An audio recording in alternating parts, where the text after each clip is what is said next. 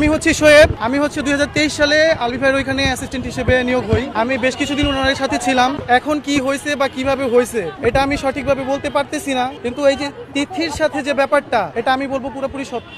আগে না আগে ঘটনাটা বলি নাই এমন না ব্যাপারটা।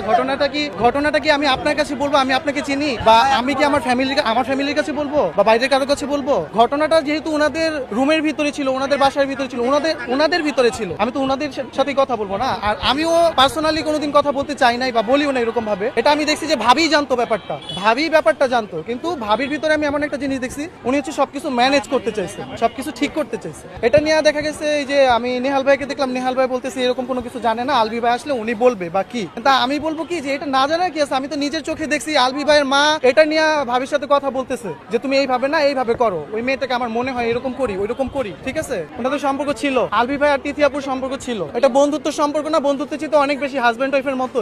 আর এই যে